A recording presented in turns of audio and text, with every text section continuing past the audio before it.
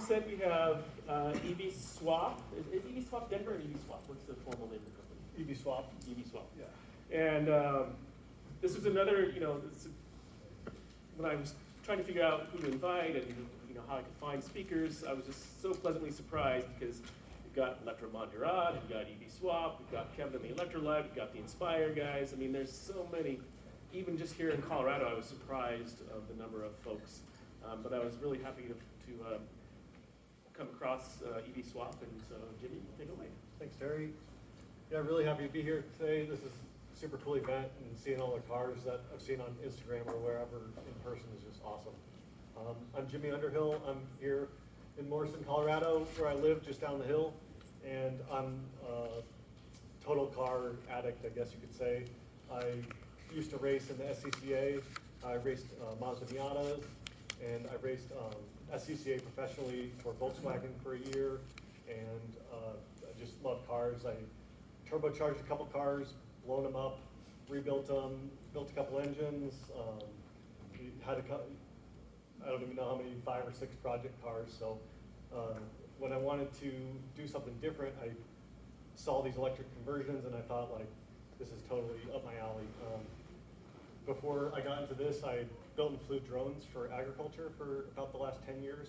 And so drones are just like an EV that flies. And some of them now have 50 to 100 volts. So the voltage is getting up there similar to a car. They got all these propellers, they're super crazy, and you gotta make sure all the wiring is perfect, otherwise they fall and crash and catch on fire. So a lot of that stuff translates perfectly to an electric vehicle. So this is my truck. This is a 1996 Land Cruiser that I converted, and this is my first project.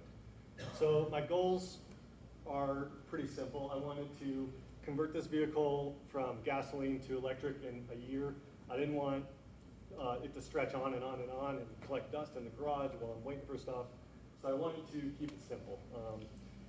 Whatever I was going to do, I wanted to be able to do myself with rudimentary tools or with the help of friends or some of my past hookups. I didn't want to have to reinvent the wheel. So I wanted to utilize modern EV tech. So lithium batteries, brushless motors, fast charging, regen, all this stuff that, Nissan Leaf, Tesla, Hummer, Rivian, all these trucks, cars, they have all this technology. Whereas if you go out there and you buy your Hyper 9 motor and your Thunderstruck VCU or whatever, you might not get all that stuff. So I wanted all that technology, and then also low cost, because this is totally new for me. I wanted to build a project that I can afford and not go broke on and complete. So that was my goals. So what vehicle? I love cars of all types. Small sports car makes a lot of sense, right? It's small, it's light, so you could go further for the same batteries. But at the same time, it's also small. So if you're going to be cramming all this hardware into this chassis, it's going to be kind of tough to fit. You might need to only use half the batteries, or maybe you can't fit the motor you want. So there's compromises. And as I was doing research on the internet, I see people who, I've got this Mazda Miata, or I've got this old Fiat, or whatever, and they just kind of run into these problems. And then the vehicle at the end, maybe it only has like 100 horsepower, and it can only go 40 miles, and it's just kind of like a compromise. So comfy cruiser, like some of the muscle cars we have out there, the Electrovare, like just a car that's totally cool, looks awesome. You can drive it around town. It's comfortable, it's quiet, it goes, and you could go, or just a cruiser, or 4x4 off-road truck. So that is kind of like the divergence, I guess, from most conversions. And I guess there's a few reasons why. So first of all, payload capacity. If you use a truck, automatically you have like 1,000 pounds or 2,000 pounds of the gross vehicle weight that you can utilize. So you're putting in batteries, you're putting all this stuff in. You want it to be safe, so you don't want your tires, your brakes, things like that to be overloaded. So if you have a higher payload capacity, now you can add stuff to it. Truck's got a heavy engine, big iron block engine and a huge heavy transmission. And I think my vehicle, I pulled almost 1,000 pounds of internal combustion engine and transmission and got it out of there. So if you start with a sports car, it's got a nice lightweight aluminum motor. When you pull that out, you're only pulling out a couple hundred pounds. So if you pull out 200 pounds engine and put in 600 pounds of battery, now your car's heavier than it started out. And then cleaning, green 4x4ing. The past couple of years, I got myself a Land Cruiser. I got up in the mountains of Colorado, in Moab, hitting the trails. It's just awesome being out there in nature, camping, away from the crazy city, out there in nature. But the whole time, you're smelling gas, you're hearing your exhaust, your buddies are up there, and they're bouncing off the obstacle and stuff. So your truck's just sitting there idling, you know, rumbling away, and you're burning gas. And so I was thinking, like, why can't I just make this an electric experience where everything's the same, except there's no smell, there's no noise, and it's just, you know, you're out there in nature. So clean and green 4x4ing was a huge thing. And also, like, with the Hummer, the Rivian, this is kind of it's in the zeitgeist now, I think. So space for mistakes, it's a big truck. It's got a lot of room underneath it, a lot of dead space, a lot of cavities, and a lot of steel that I can just cut out. And if I need to put something there, I can cut it out, put it there, and then weld it back in or whatever. So a lot of space to screw up if I have to. So I wanted to acquire a donor vehicle, so I wanted to find a cheap Land Cruiser. I looked from 1960s all the way up to 2000, and basically that's all my requirements was a Land Cruiser, because I like Land Cruisers. So clean it up and test it out. So that was the plan. So this is the truck I got. It's a 1996 Land Cruiser, and I bought it for $1,000.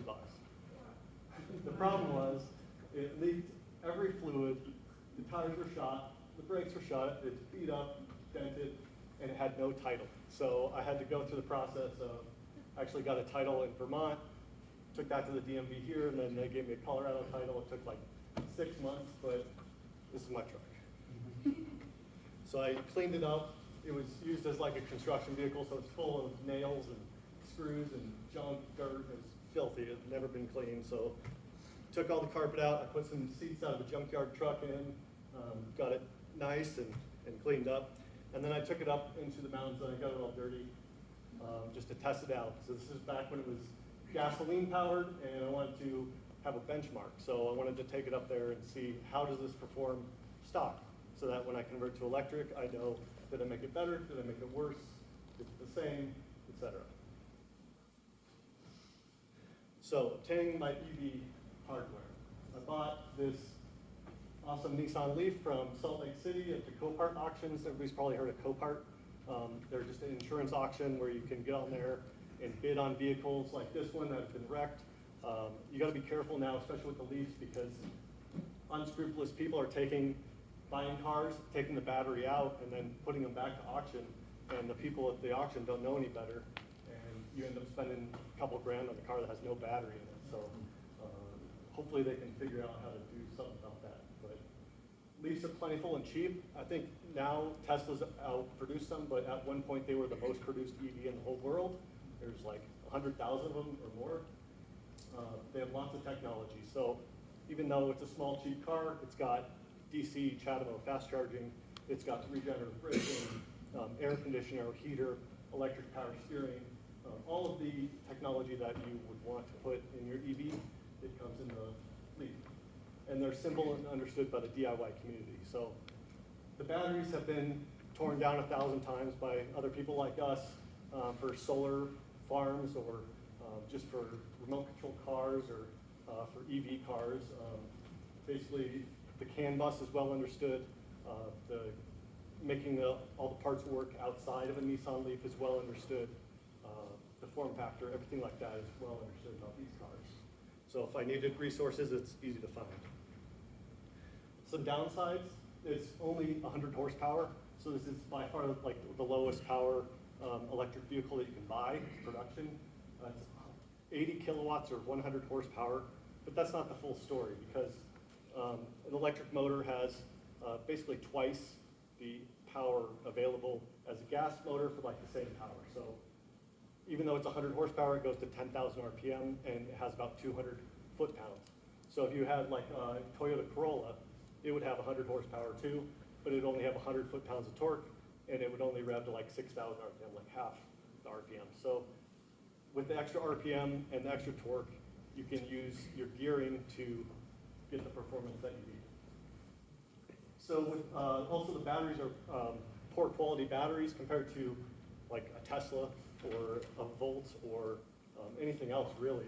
They are not water cooled.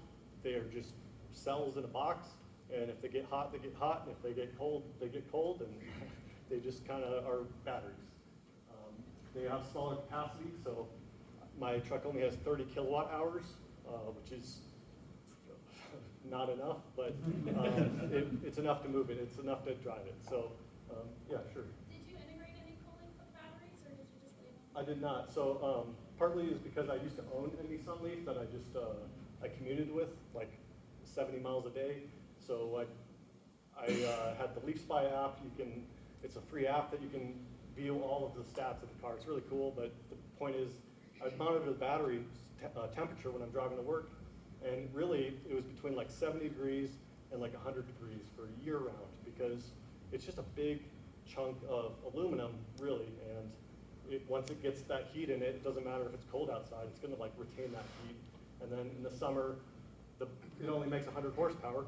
So if you're flooring it, you're pulling very little juice out of the battery compared to the Apache over there, 500 horsepower. So the battery doesn't heat up as much as it otherwise would.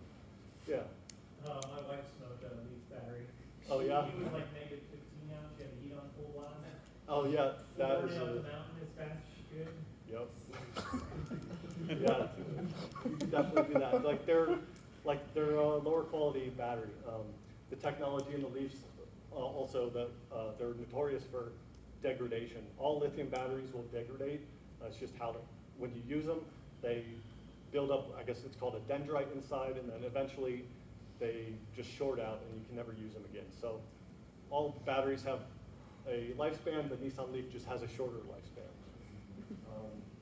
And then it doesn't say Tesla on it. So this is huge if you are talking to like the general public. Oh, I converted a car. Oh, it's a Tesla. No, it's something different. But everybody gets hung up on the Tesla, but really like Tesla open sourced all their patents. So it's the same technology. This motor in the Leaf is very similar to a Tesla motor, it's just smaller. So you get all the technology for less money if it doesn't say Tesla. So I wanted to make sure that this was going to actually work. So I had one of my buddies do a gearing, couple of gearing simulations for me, because I'm going to be using this off-road, and I want to be able to, like, for instance, if I'm up on an obstacle, I want to be able to accelerate from a stop up. I don't want to have to like get in a situation where I'm stuck and I have to go backwards or something like that. So basically, we decided that if I run between a 2.5 and a 2.8 to 1 reduction ratio, then that's going to give me the right speed to RPM, and most importantly, I'll be able to start from a stop up to a 25% grade, which is like 45 degrees. And then my top speed and my full low range gearing will be 30 miles an hour. So this is just kind of like back of the napkin math to make sure that what I was thinking is not totally crazy. So here's our Leaf. That's my buddy Josh. He wasn't able to make it. He's up in Boulder assembling satellites for Ball Aerospace. But he's my buddy from day one, helping me with this project. So we're pulling out the motor from the Leaf here. These are Leaf batteries. I'm sure a lot of you guys have seen these before. This is basically in the bottom of a Nissan Leaf, and it's a sealed steel case around cells. Here's Josh having a contemplative moment with the motor. So this is what they call the motor stack. At the very bottom is the electric motor, and it's bolted to a gearbox, and then that has axles to go to the front tires. In the middle is the inverter, and that's the inverter that takes the power from the battery and converts it to the juice to send it to the motor and gives you all your throttle and up and down. And then on top is what's called the PDM, the power distribution module, and that has the chargers in it. When you plug into the wall, it has the DC-DC 12-volt converter, and it has some other logic to control some of the other things. And also it can control the air conditioner and the heater if you have those. So this is how we sent the leaf out. We took basically as much as we could off of it, and I sold the doors and stuff on Craigslist. Some of the parts I just had to throw away, nobody would buy them, but we tried to get as much as we could. This is the Land Cruiser's engine. This was the last time that it drove into the shop under its own power, or its own gasoline power. And this is us pulling out the engine. You can see it's just like filthy, coated with grease, and everything was leaking. And that's the amazing thing about electric vehicles is like this is a concern of the past. You don't have to worry about the engine oil and oil lines leaking and antifreeze getting everywhere. It's just like, bye.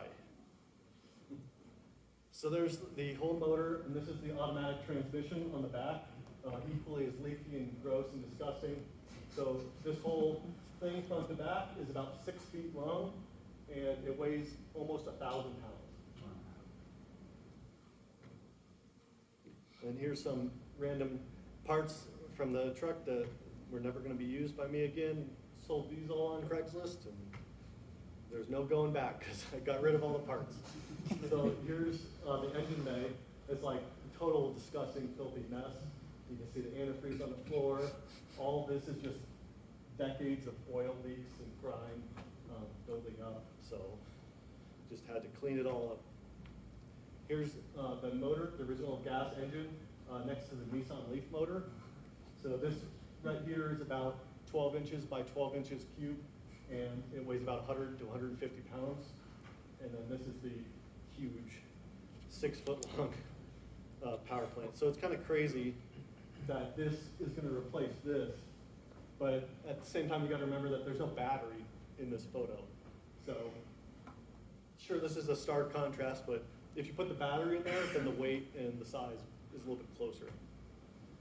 There's just another angle from it. You can really see it's like this big. It's cool.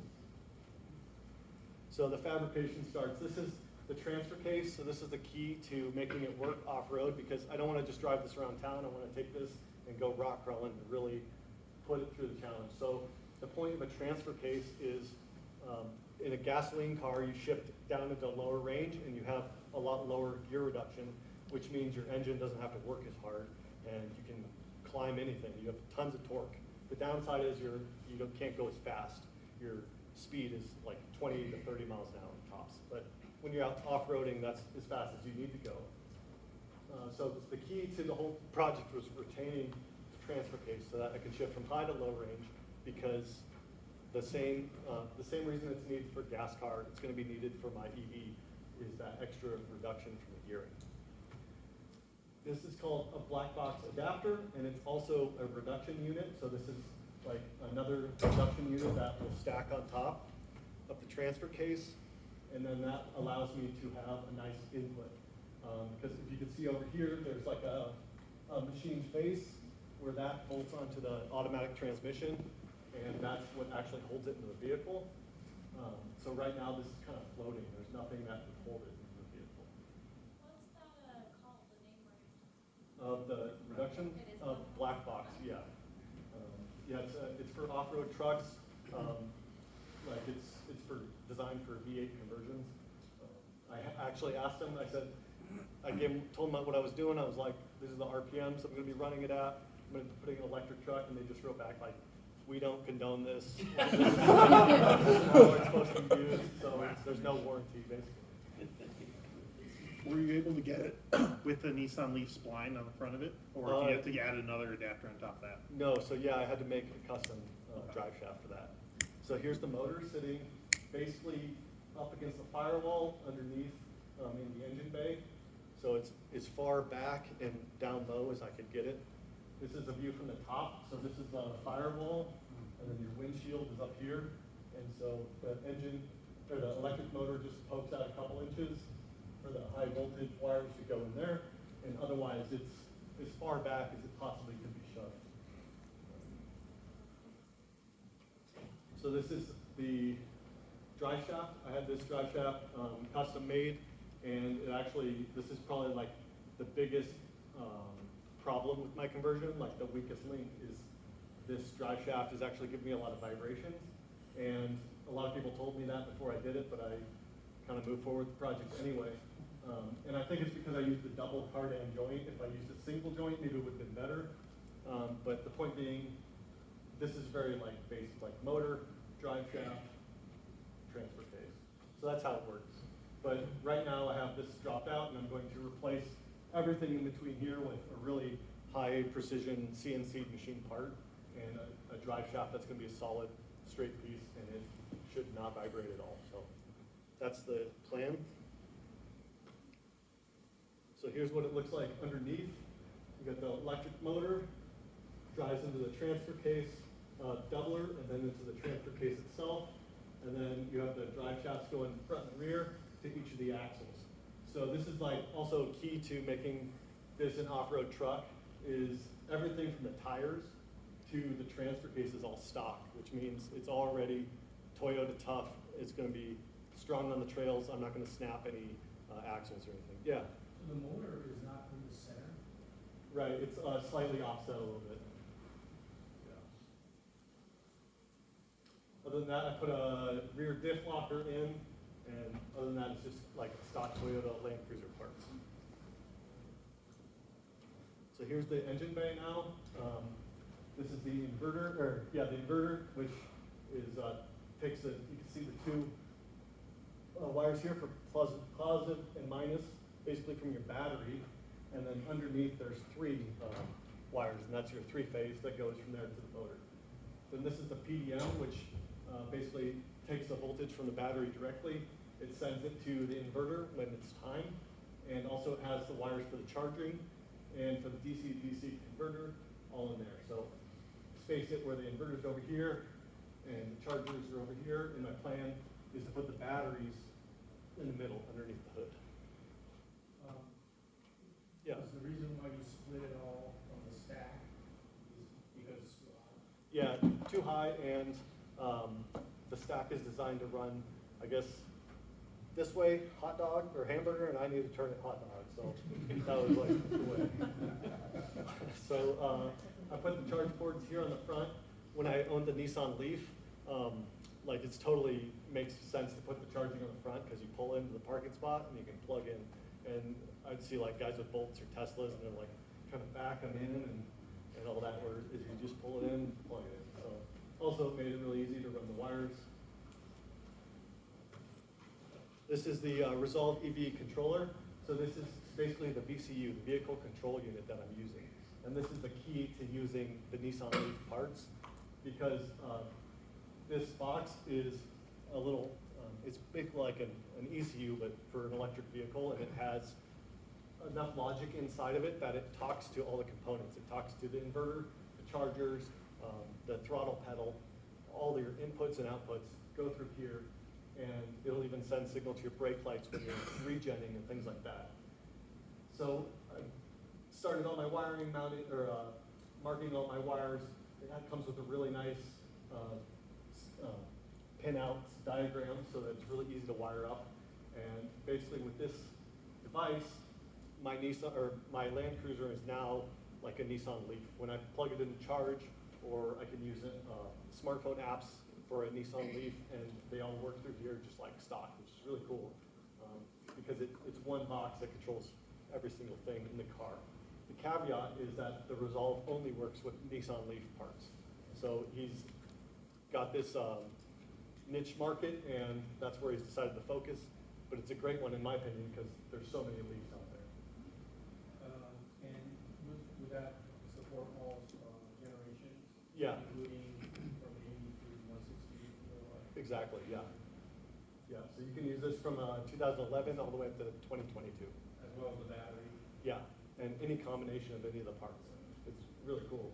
So you really don't need like a CAN bridge? Yeah, it'll work with or without the CAN bridge. So Isaac, he's from Sweden. This is his project. He's, I think he's only like 19 or 20. So really cool. He's like, he's got a Porsche, old Porsche that he's converted to electric using this. So I started the wiring. Basically, I took the Nissan Leaf harnesses and stripped them all down, cut out the things I didn't need, and was left with just the wiring that I needed. And started running it through the chassis. I put the VCU behind the glove box where the stock ECU was, and then just started running all the wires. I have a little fuse box that I added for my auxiliary stuff that is not part of the Land Cruiser or the Leaf. So for instance, this is my fuse box for my power steering pump, my brake pump. I've got a cooling pump for my transfer case, and this also has relays that turn on the inverter and the charger and things like that.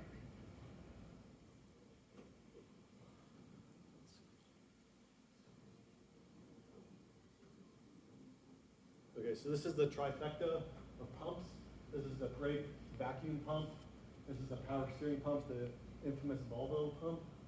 And then this is just a Chinese pump for my transfer case coolant. So this is off a GM vehicle. I think this is like a Chevy Camaro.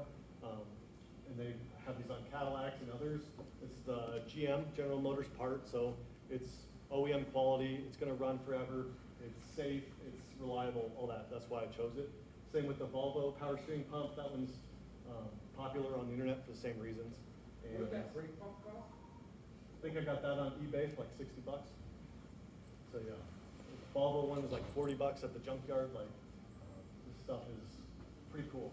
The Volvo pump is really simple. You just give it positive and minus 12 volts, and it starts spinning and gives you enough pressure to run your power steering. But you can take it one step further, and it has a CAN bus interface. So that's my next step, is to interface with that CAN bus. And then, for instance, if you're traveling at higher speeds, you can reduce the pump speed.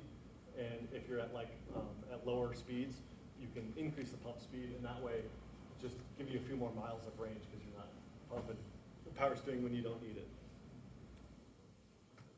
Let me know if you figure that out. Okay, yeah, that's my next project. Anybody So online has figured out the CAN bus for that. somebody has the commands posted, but actually translating that to an Arduino or something is, yeah. So this is my high voltage cable. I use welding wire, and I got it for free, so that was awesome. Your cost plus $5 grand. Yeah. So I use the orange because, as they're saying with the firefighters, orange is universal now in the automotive industry for high voltage. So if you want emergency personnel to know what's high voltage, wrap it in orange tape, and they'll know not to touch it. You can see over here, I braided the 3 wires that go to the motor. This is something I learned from drones. If you actually braid the wire, it reduces the EMI and the RFI backfeed, and it increases the efficiency by a couple percentage. And also, if your radio makes noise when you're accelerating, if you do that, it'll keep like that the radio from picking up that interference. How tight does that braid have to be? Not that tight. It's great. It's welding wire, so you can't make it that tight. What size wire was that? It's like, yeah, like 2 aught or something like that. That big?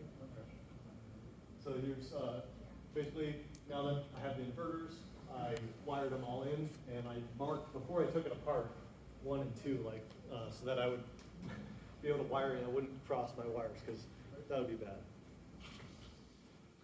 Yeah, you can see more of the higher voltage wiring is just snaking around, and I tried to cover it with as much plastic and tape and as much stuff as I could possible to protect it from abrasion.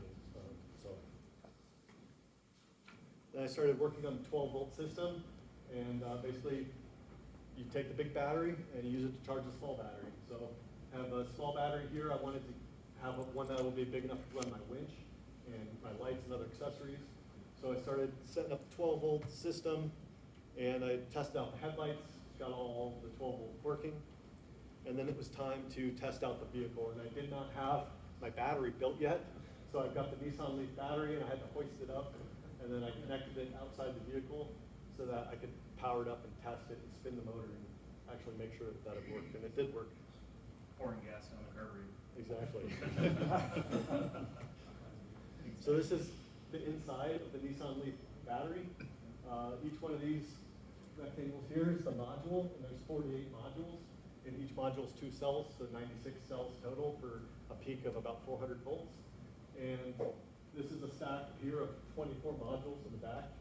Then there's all of the high voltage cables.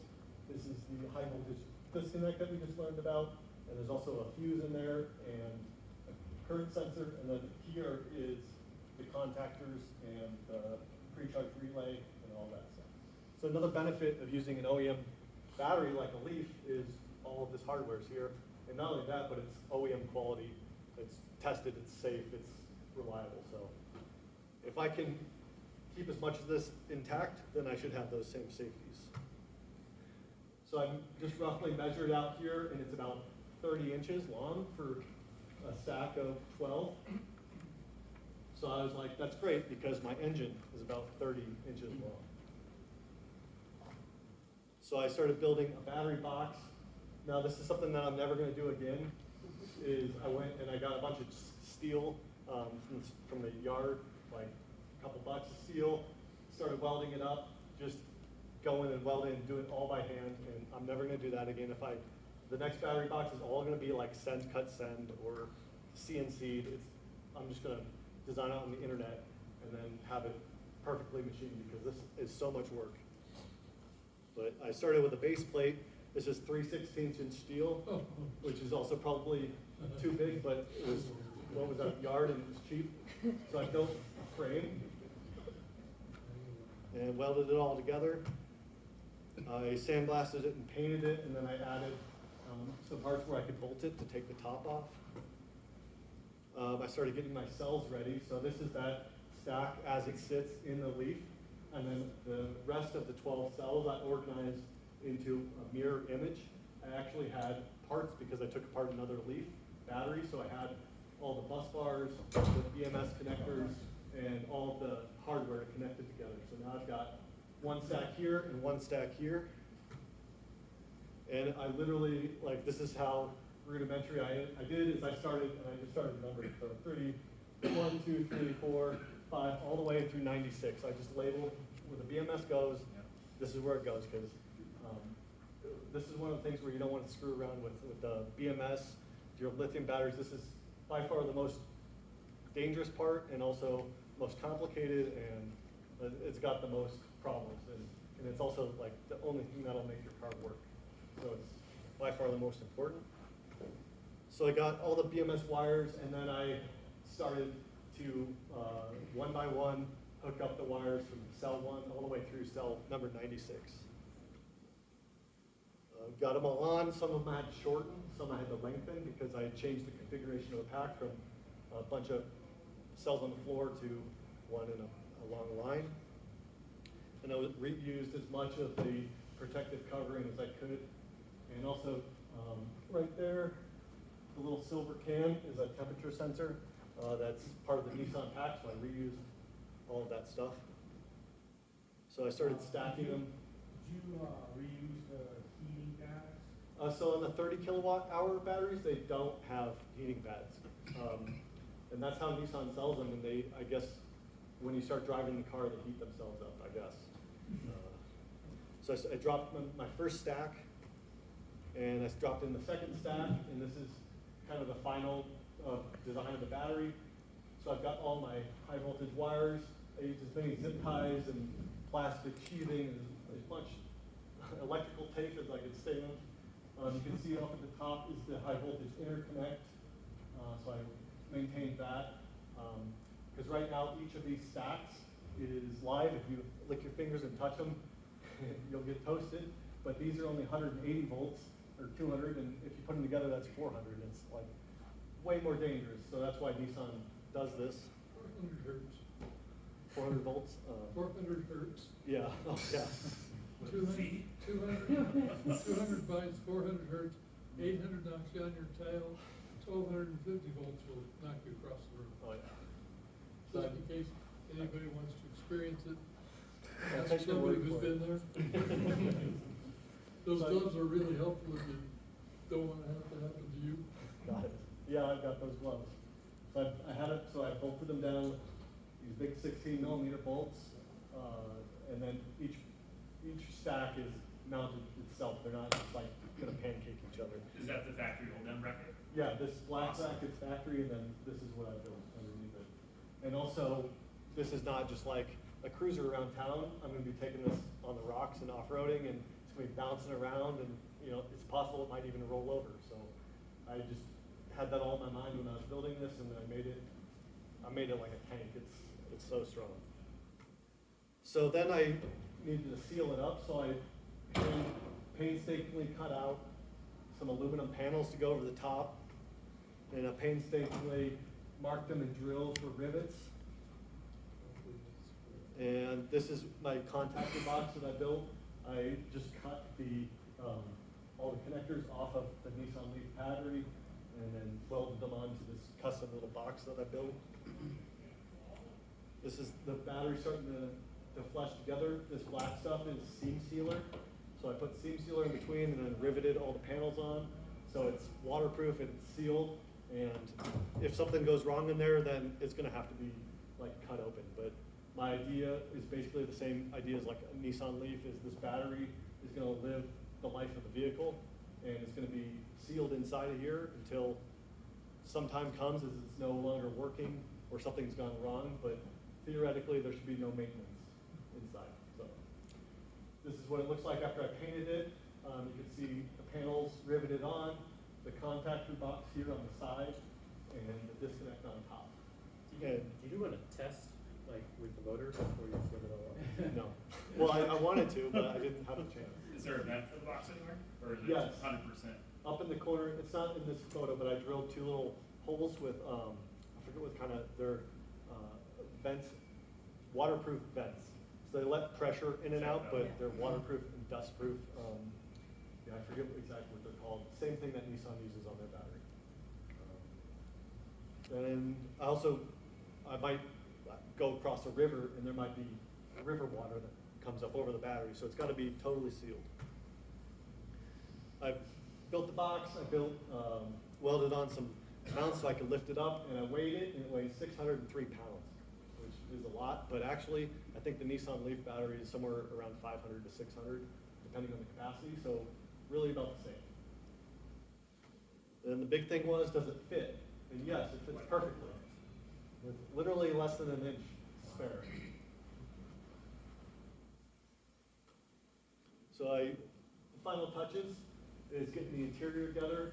This is where the automatic transmission shifter was, so I 3D printed a cool little thing where I got my forward, my neutral, and reverse, and two little switches that don't do anything yet, but maybe in the future they will.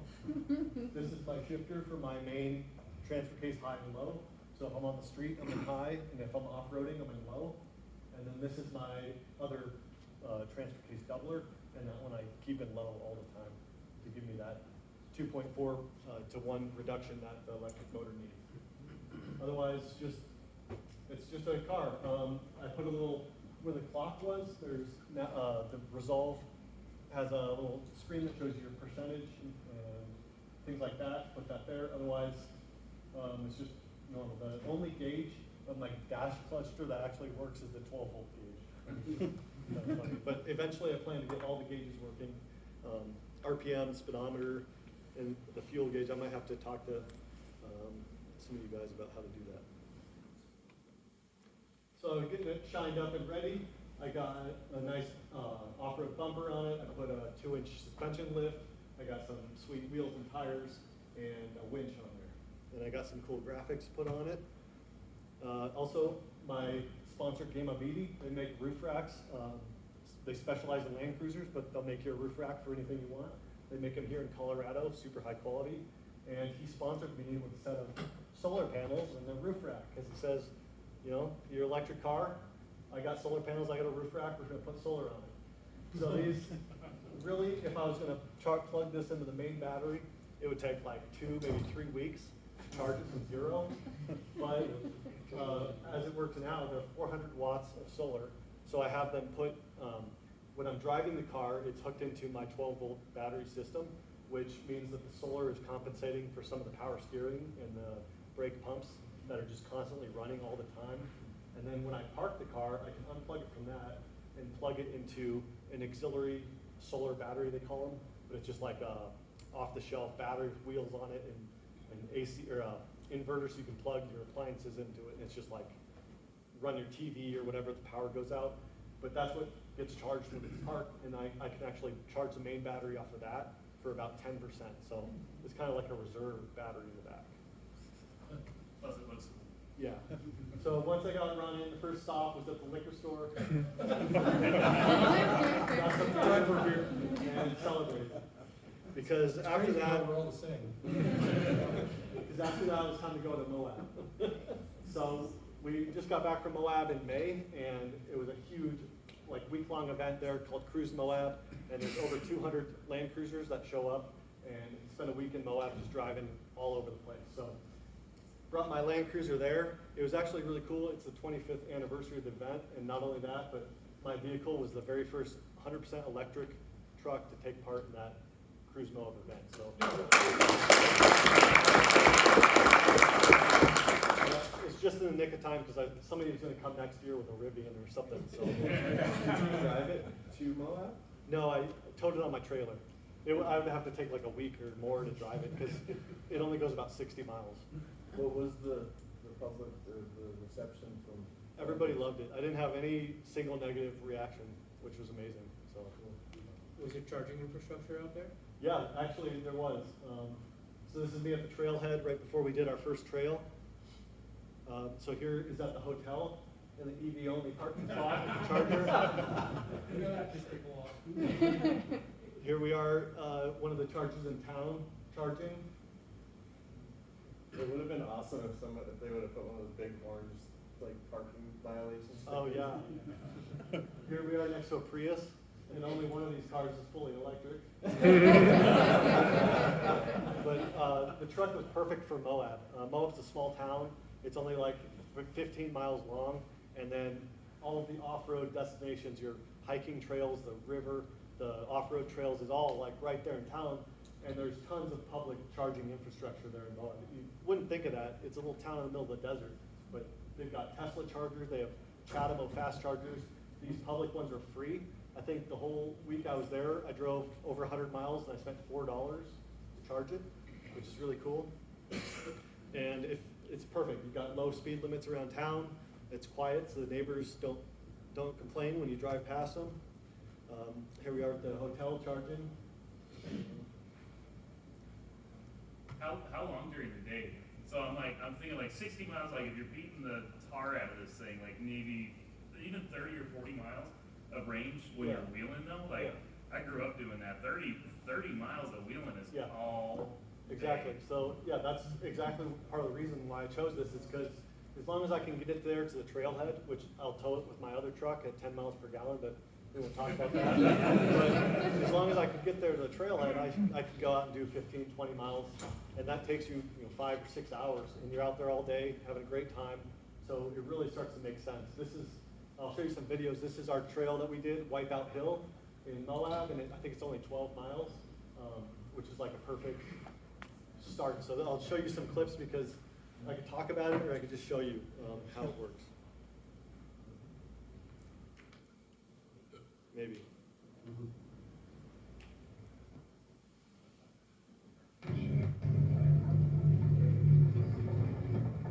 This is filmed by my buddy Josh behind in his Land Cruiser. This is the type of thing that you'll see out there here in Colorado or Moab. It's just a rough dirt road and you're only going 20, 30 miles an hour. You've got plenty of awesome views in the distance to check out.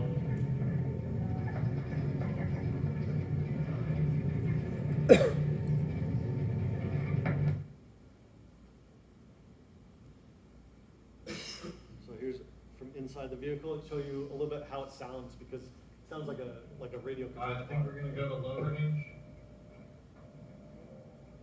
Oh, yeah. Oh, yeah. Now we're four-wheeler. The torque is just gotta Yeah, be you can insane. tell we're just creeping along, but I can tell that underneath my throttle I've got On here with some rocks. Something like that out the window of the tire.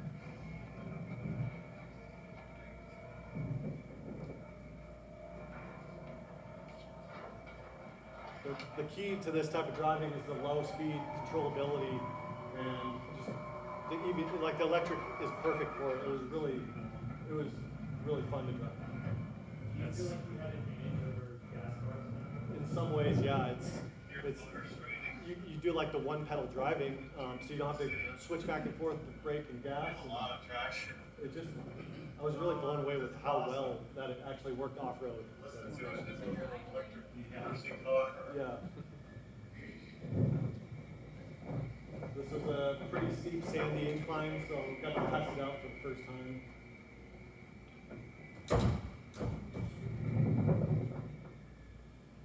How that compare to the benchmark?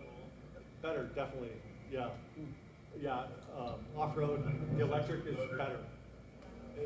If I can go just as far distance, then there would be no point to have a gas off-road, I don't think. It's just the range, you have less range. So. It's really interesting, you just come up and you just come to a stop, and there's no idling, there's no moving, it's just quiet. And you hear the guy next to you, you hear his truck idling. Is there any reason, so I guess there's another solution made by Thunderstruck. Yeah.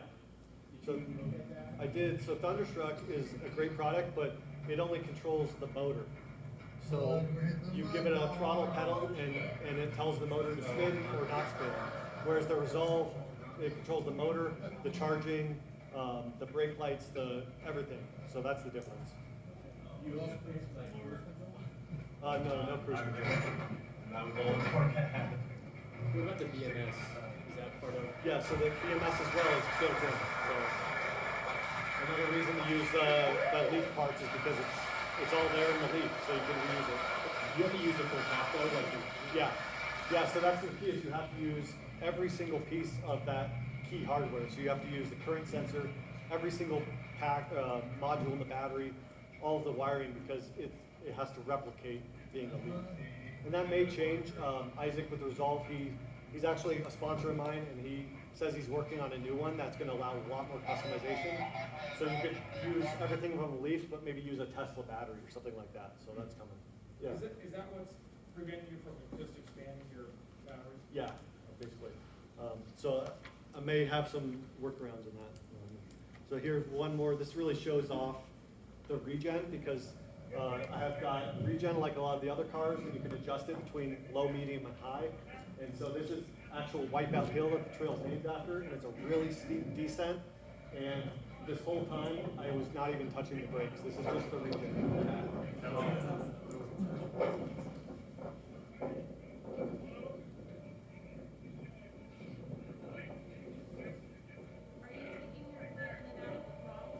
Yeah, when it's on level, you have to give it a little bit of gas. It's totally eerie feeling when you're looking down like this. It's accelerating. The gas, yeah. You can see the rear tires lifting because it's so steep. And literally no brakes. You can see the brake lights are on. It's just that really slow speed control that you can't beat that. It's amazing.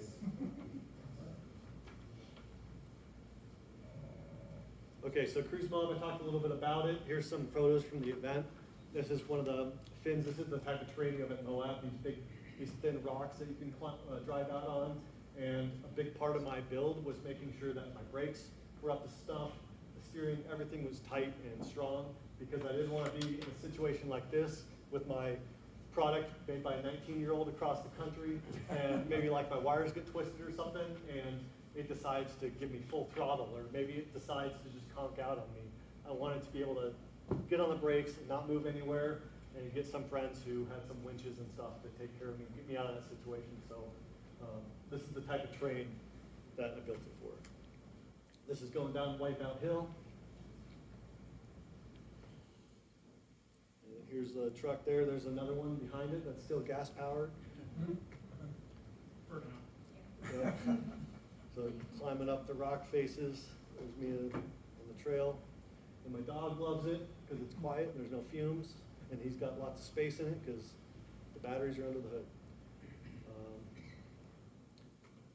Okay, so performance, I get about 60 miles city, 30 miles off-road, which out of a 30 kilowatt hour battery is pretty, actually, I'm kind of impressed with it. That's about 2 miles per kilowatt in city and 1 mile per kilowatt off-road. I just watched TFL Trucks. They did a towing thing with their F-150 Lightning, and I think it did 1.7 miles per kilowatt hour. That was towing a trailer on the highway, so. And I know that the Rivian, somebody recently did a hypermiling trip in the Rivian, and they got like 2.7 miles per kilowatt hour.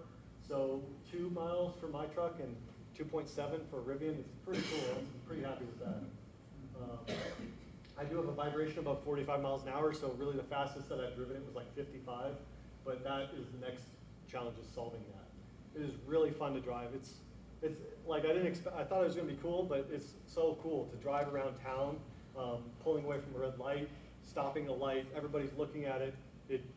The driving experience of the electric motor, you're not waiting for like that transmission to shift and like all the noises that go along with the automatic and the slow, sluggish acceleration. Even though it's only 100 horsepower, it's snappy, it's quick. And off-road is just amazing. It's super good off-road performance. I really was not expecting it to be that good. I thought I was gonna I would try an obstacle and I wouldn't be able to make it, and I have to back off and go around, but every obstacle I tried, I made it up and over, no problem. So the next steps, I can upgrade the inverter from 100 to 200 horsepower. I've got that in my garage.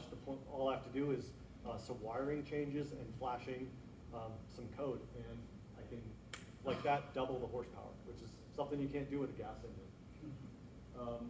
I'm gonna make a new motor transfer case adapter. That's where my vibration is coming from, so I'm just gonna solve that once and for all with quality engineering.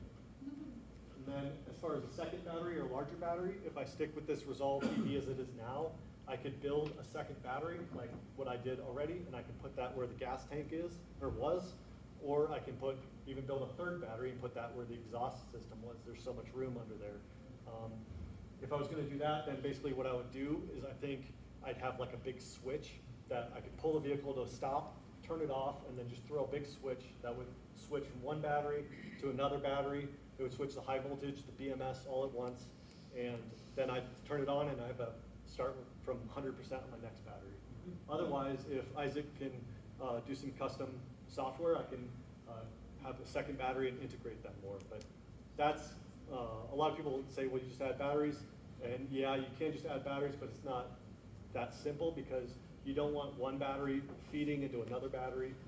You don't want the cells to become so mismatched between them. And one thing that really is like something I'm thinking about is how do I run these 400-volt cables like underneath the chassis and keep them protected from rocks and things like that. And then my last goal is to drive it more, because I've only put a couple hundred miles on it, maybe 300 or 400 miles, and I want to just drive it more. I want to drive it every day if I can. So this is my company, EVSwap. This is my first vehicle, just proof of concept. I want to do more conversions, like the other guys here. And this is kind of, I guess, my foray into it. So this is my first project and learning how to do it and whether it can be done. And I know what I did in here that I would not do for a customer, and the stuff that I did here that would work fine for a customer. So, yeah. Is there, I heard like the Cambridge, there's like a shortage. Is there a shortage for the controller? There was, but he has enough in stock now. Yeah, there was a shortage for a little bit, and I actually ordered one while I still had them in stock, but he's got more now. Yeah. So how many miles around the body of the Land Cruiser? 325,000. Just keep going. Yep.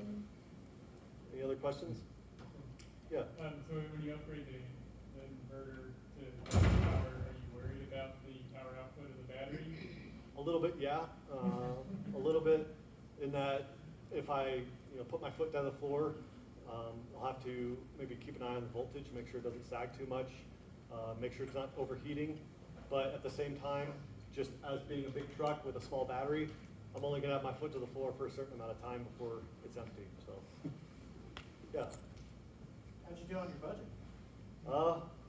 I blew out my budget, but it still was affordable. So I think probably if I was going to throw a number at it, it'd probably be 15,000 to get to this point. Does that include the cost of the car? That includes the $1,000 Land Cruiser. The Leaf was $4,000, and it does not include any of the hours and hours and hours and hours. Yeah, Was it the Tovic cost more than the cart? yeah, yeah, basically. Awesome, cool, thanks, Jimmy. Alright guys, so we are at our afternoon break, and then we'll finish off the behind the build presentations with Inspire EV and then the electrolyte. Since we are running a little bit behind, let's try to be back here like in 5-ish minutes, so just enough time to use the restroom. There's still tea and lemonade and something else over there. Yeah. Yeah, so, yeah, take a little break. Thank you.